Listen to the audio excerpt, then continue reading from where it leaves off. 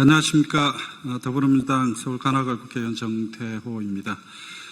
국회의원 정태호, 기업가 인권네트워크, 그리고 전국민주노동자합총연맹, 한국노동자합총연맹이 공동 주최하는 기업의 지속가능 경영을 위한 인권 환경 보호에 관한 법률 발의 기자회견을 시작하겠습니다.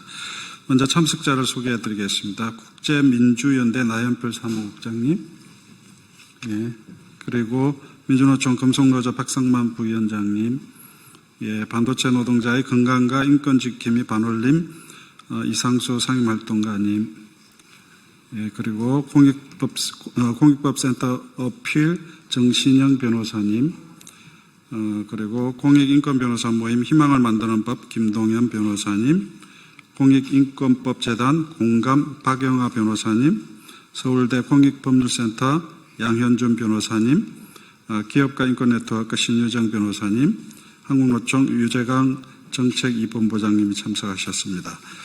또 자리가 한정되어 있어 기자회견 때 같이 서지는 못하셨지만 국제민주연대 장유진님, 레아 하나 오드라오고 님, 금속노조 정혜영 국제국장님, 공익인권변호사 모임 희망을 만드는 법 김준하 변호사님, 공익인권법재단 공감 강지현 변호사님도 함께하고 계십니다. 오늘 기자회견은 제가 기업인권환경보호법의 취지와 내용을 먼저 말씀드리고 박영하 변호사님, 박상민 부위원장님, 유재강 정책2본부장님 발언을 차례로 듣고 이상수 상임활동가님이 기자회견문을 낭독하는 순서로 진행하겠습니다. 어제 6월 12일은 국제노동기구 ILO가 정한 세계 아동노동 반대의 날입니다. 지난 1999년 미국 라이퍼즈 6월호에는 파키스탄의 12세 소년이 나이키 축구공을 바느질하는 사진이 게재됐었습니다. 아이들에게 꿈을 줘야 할 축구공이 제3국의 가난한 아동노동을 착취해 만들었다라는 사실이 알려지면서 미국 소비자단체를 중심으로 불매운동이 벌어졌고 주가 폭락과 그동안 쌓아온 브랜드 이미지에도 큰 타격을 입힌 사건이었습니다. 이후에 나이키는 노동인권을 향상시키기 위한 적극적인 정책을 펼치기 시작했습니다. 이처럼 글로벌 다국적 기업은 이미 수년 전부터 인권에 대한 공급망 정책을 도입하고 점검을 강화해 왔습니다. 그러나 한국 기업들의 인권 실사 및 인권 경영 내재화 수준은 여전히 미흡합니다. 대한변협이 발표한 2024년 기업과 인권 보고서에 따르면 국내 주요 기업 12곳을 기업 인권 벤치마크를 활용하여 평가한 결과 절반에 해당하는 6개 기업이 지표 달성률 50% 미만으로 나타났습니다. 여전히 인권 실사를 비롯한 인권 경영 체계 구축 및 정책 마련이 충분하지 않는 것으로 분석되고 있습니다. 오늘 발의하는 기업인권환경보호법은 기업의 인권환경 실사에 대한 사항을 규정하고 기업의 인권과 환경 존중에 대한 책임을 법률로 명시하고 있습니다. EU 등의 실사 지침을 고려해서 대상 기업의 범위를 상시 근로자 500명, 매출액 2천억 이상 기업으로 정하고 기업의 대응 능력을 고려해서 중소기업은 일단 적용 대상에서 제외했습니다. 인권 환경 실사 대상 기업 활동을 자신의 기업 활동뿐만 아니라 공급망에 해당하는 기업의 기업 활동까지 대상으로 정했습니다. 정부로 하여금 기업이 인권 환경 실사를 원활히 이행할 수 있도록 인권 환경 실사 관련 지침과 정보 공개 표준을 마련하고 컨설팅, 교육, 훈련, 시스템 구축 등을 지원할 수 있도록 하고 중소기업에 대해서는 별도의 지원을 제공할 수 있도록 하였습니다. 이상 법안의 취지와 주요 내용을 말씀드렸습니다. 그러면은 다음은 오늘 참석한 단체를 대표해서 세 분의 발언을 듣겠습니다. 먼저 공익인권법재단 공감 박영하 변호사님 발언 읽겠습니다.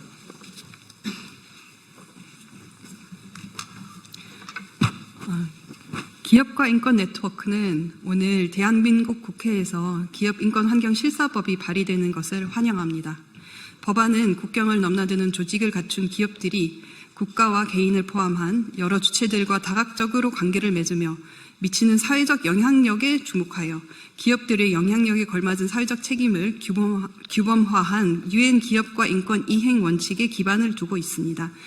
이미 확고한 국제적 기준으로 자리 잡은 유엔 기업과 인권 이행 원칙은 기업이 인권과 환경을 존중할 사회적 책임을 어떻게 이행해야 하는지를 제시합니다. 인권과 환경에 해를 끼치지 않고자 하는 기업은 우선 자신의 활동이 미치는 영향을 인지하고 문제를 발견할 경우 바로 그 영향력을 활용하여 침해를 예방, 제거 또는 완화해야 합니다. 나아가 기업 활동이 전 세계적 공급망을 동원하여 이루어지기 때문에 기업 활동으로 인한 영향의 규명은 공급망 전체를 살필 필요가 있습니다. 바로 이것이 법안이 규정하고 있는 공급망 실사의 핵심입니다. 인권 환경 실사를 하지 않는 기업은 사회적 책임을 다하고 있다고 주장하지 못한다는 것이 현재의 글로벌 스탠다드입니다. 그러나 인권 환경 실사를 기업의 자율에 맡기는 것은 충분하지 않습니다. 국가는 관할권 내 기업의 국내외 사업 활동을 통한 인권 침해를 방지할 국제인권법상 의무가 있습니다. 이에 유엔 자유권위원회를 비롯한 여러 유엔 인권기구는 한국 정부에 기업의 인권 환경 실사를 법제화할 것을 지속적으로 권고하여 왔습니다. 법안의 취지는 인권 환경 실사를 위한 구체적이고 구속력 있는 가이드라인을 제시하고 국가기관으로 하여금 감독하게 함으로써 신용만 내거나 오히려 하청업체에 부담을 전가하는 등의 화이트워싱을 방지하고 인권 환경 존중 책임을 진정성 있게 이행하는 기업들이 불이익을 받지 않도록 함과 동시에 기업 활동으로 인한 인권과 환경 침해에 대해 적절한 구제가 이루어질 수 있도록 하는 데 있습니다. 이와 관련 강조하고 싶은 것은 이 과정에서 기업 활동으로 인한 인권 또는 환경 침해의 영향을 받을 수 있는 소비자, 일반 시민, 지역주민, 노동자 등 이해관계자들의 참여와 상소통과 정보 제공이 매우 중요한 요소라는 점입니다. 인권 환경 실사 과정에서 이해관계자의 참여를 보장해야 기업 활동으로 인한 문제를 적시에 발견하고 대처할 수 있기 때문입니다. 우리가 입는 옷, 식탁에 오르는 음식, 들고 있는 휴대폰, 우리의 집을 데워주거나 식혀주는 연료를 비롯하여 일상생활을 하면서 소비하고 사용하는 모든 물품과 서비스들이 기업들이 국내의 공급망을 통해 생산되고 있다고 해도 과언이 아닙니다. 그러나 그 과정에서 어떠한 인권 침해가 일어났고 어떠한 환경 파괴가 있었는지 우리는 알지 못하는 경우가 더 많고 기업은 이익을 취하면서도 신경을 쓰지 않는 경우가 더 많은 것 같습니다. 그러나 이러한 상황이 지속된다면 그 결과는 결국 우리에게 다시 부메랑으로 돌아올 것임 또한 분명합니다. 세계 경제에서 한국 기업의 영향력이 커지고 있습니다. 그런데 다른 한편으로 한국 기업에 의해 발생하는 심각한 인권 환경 침해 문제도 꾸준히 제기되고 있습니다. 예컨대 국내 대기업의 제품을 생산하는 하청 공장에서 심각한 산업 재해가 발생하거나 한국 기업이 원재료를 채취하는 과정에서 산림을 파괴하거나 현지 주민의 생계와 건강을 침해하기도 합니다. 한국 기업의 투자가 한 국가의 민주주의를 위협하는 세력의 자금으로 쓰이기도 합니다. 기업가 인권 네트워크는 더 이상 우리 기업들이 이러한 인권 환경 침해의 가해자가 되지 않고 커진 영향력만큼 책임지는 기업이 되기를 바라며 오늘 발의된 기업가 인권 환경 보호법이 기업의 인권 환경 침해를 효과적이고 실질적으로 방지할 수 있는 중요한 수단이 될 수 있기를 기대합니다.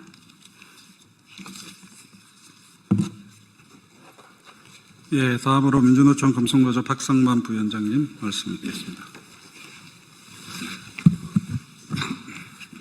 네, 기자분들 반갑습니다. 저는 지구 금속노동조합에서 7강 분과위원회를 담당하고 있는 부위원장 박상만입니다.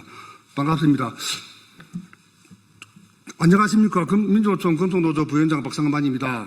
금속노조는 기업인권환경실사법이 발의되는 것을 환영합니다. 21대 대선 질의에서 금속노조는 최상위 기업이 공급망 전체에서 기후위기 대응책 마련, 공급망의 인권 존중을 의무로 책임 강화에 찬성 여부를 질의했습니다. 이어서 6월 11일 민주노총 금속노조, 화성식품노조, 한국노총, 금속노련이 함께 구성한 양대 노총 제조연대가 기업의 공급망 인권 책임 강화를 공동 요구하는 6대 핵심 의제를 대통령실에 제출했고 같은 날 금속노조 1만 간부 결의대회를 국회 앞에서 개최하였습니다. 오늘은 박정혜 금속노조 한국옵티컬 하이테크지회 수석 부지회장 동지가 공장 옥상에서 30도가 넘는 날씨에 고공농성을 시작한 지 524일째 달하는 날입니다. 핵심적인 결정 권한이 있는 일본 니토 덴코의 결정으로 하루아침에 노동자들이 직장을 잃고 한국 고객사에 계속 납품하기 위해 니토 덴코 팽텍 공장의 생산 물량을 일어나였습니다. 노동인권 부정적 영향의 사정 평가 없이 일방적으로 구미 지역의 사회 노동자에게 고통 저가 형태의 철수를 하고 여성 노동자 한 몸으로 저항하고 고용 승계를 할 것을 요구하고 있습니다. 반면에 니토 덴코의 결정으로 7명의 조합원은 고용 승계를 쉽게 해결할 수 있는 상황임에도 이미 물량을 이전받은 팽텍 공장은 156명을 추가 채용한 상황입니다. OECD 투자위원회도 인권 실사의 핵심적인 요소가 실사 각 단계에서 이해관계자의 참여로 꼽히는데 피해를 바로잡기에 우선적으로 대화를 해야 하는 영향받은 이해 당사자인 노동조합과 대화를 해야 합니다. 그러나 의무가 부재한 우리나라 법체계의 니토 덴코의 결정에 따른 공급망 노동자 피해에 대한 고용 승계를 위한 대화를 거부하며 책임을 회피하고 있습니다. 이는 국내의 가제만이 아닙니다. 오늘날 국제노총의 조사에 따르면 글로벌 기업을 위한 상품을 생산하는 노동자 무려 94%가 공급망에서는 숨겨진 노동자로 경제적 사용자에 의해 직접 고용되지 않고 있습니다.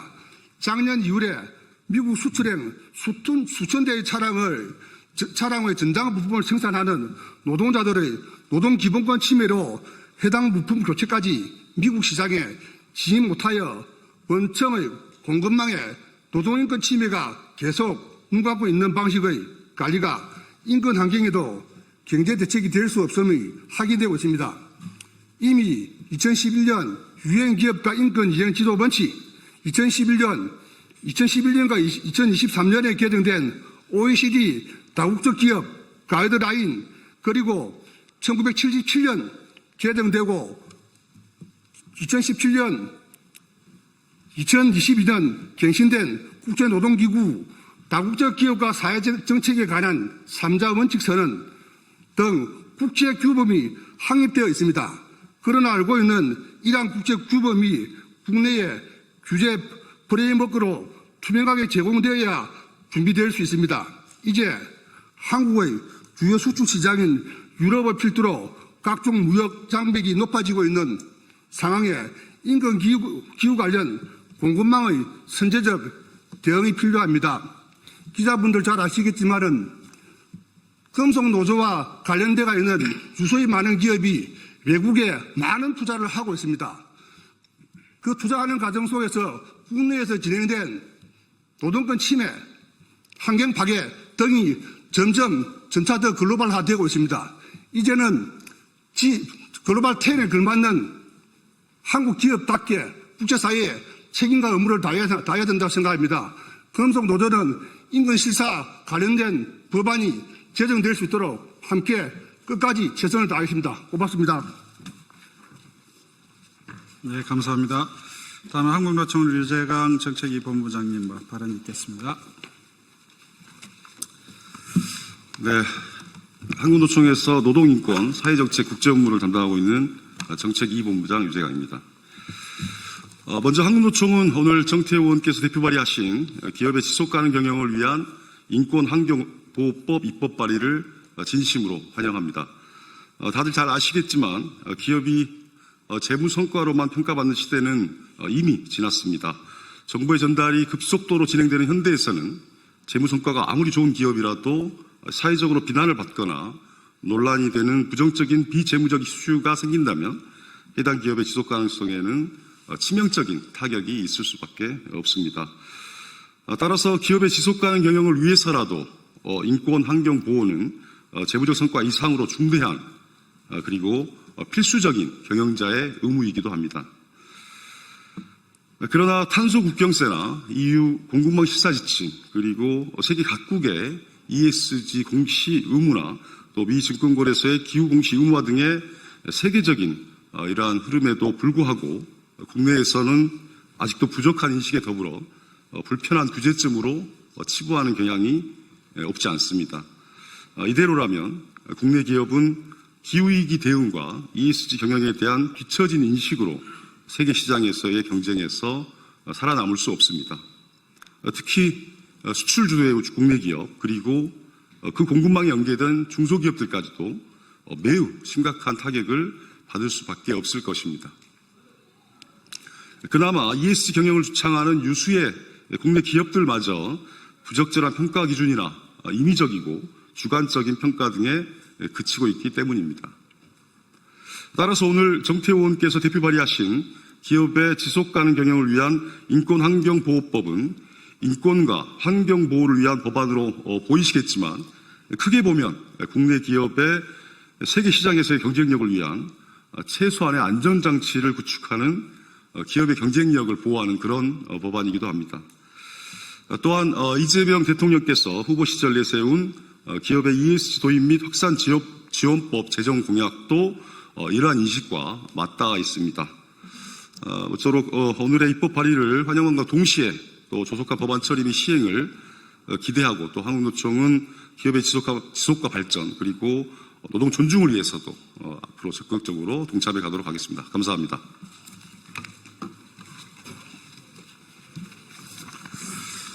예, 이 인권환경보호에 관한 법률은 크게 보면은 요새 이제 ESG 경영이 그야말로 어떤 필수로 받아들여지고 있는 이 흐름하고 맞닿아 있습니다. 2023년에 이미 이 법이 발의됐다가 21대 임기가 끝나면서 처리가 못 됐는데 22대 국회에서는 반드시 처리될 수 있도록 저희들이 노력할 것입니다. 이 기업과 인권 문제는 단순히 경제적 리스크가 관리가 아니라 글로벌 사회에서 기업의 신뢰 또 명성을 지키는 중요한 요소로 이제 작용하고 있습니다. 따라서 인권 환경 실사는 기업에게 부담이 아니라 오히려 장기적으로 기업의 지속 가능성과 경쟁력을 높이는 기회가 될 것이라고 확신합니다. 오늘 공동 주최하는 저와 기업가 인권 네트워크 또 전국 민주노동조합 총연맹, 한국노동조합 총연맹은 22대 국회에서 이 법이 꼭 통과될 수 있도록 최선을 다하겠습니다. 마지막으로 반올림 이상수 활동가님의 기자회견 낭독을 끝으로 기자회견을 마치겠습니다.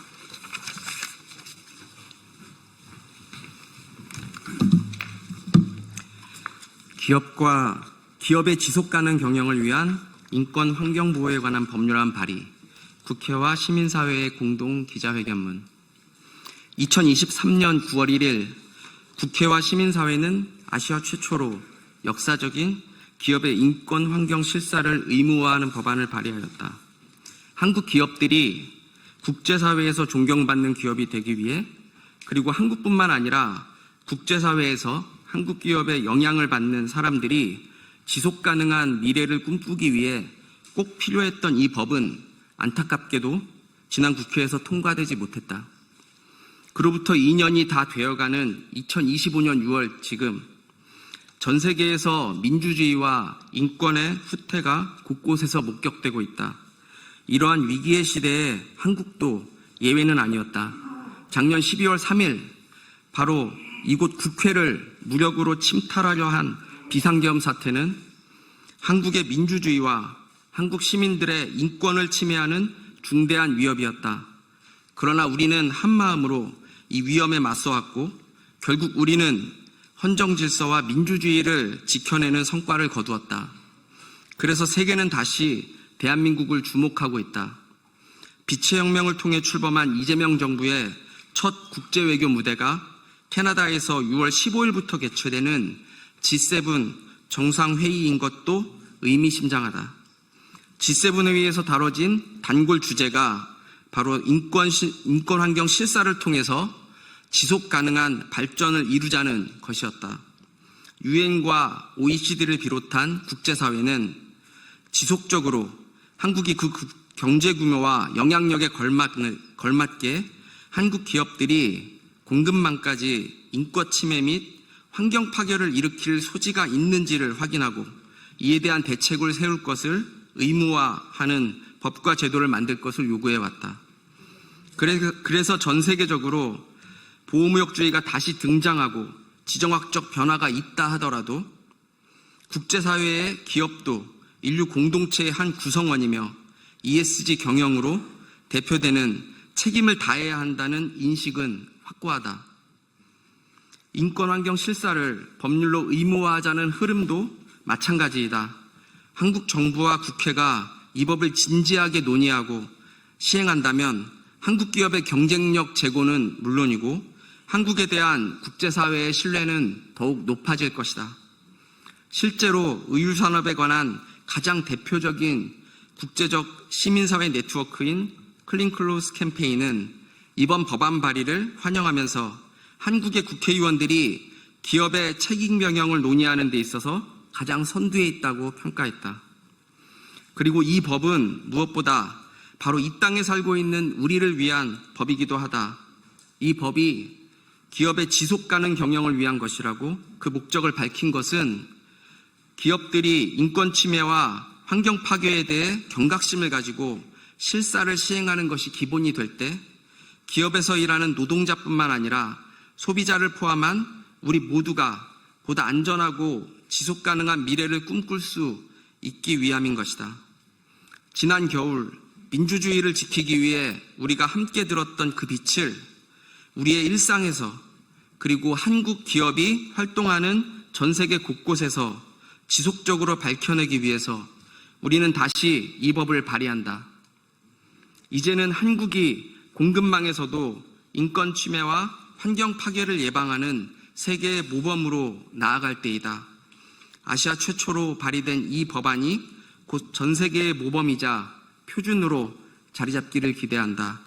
2025년 6월 13일 국회의원 정태호, 기업가 인권 네트워크, 민주노총, 한국노총. 네, 이상으로 마치겠습니다. 감사합니다.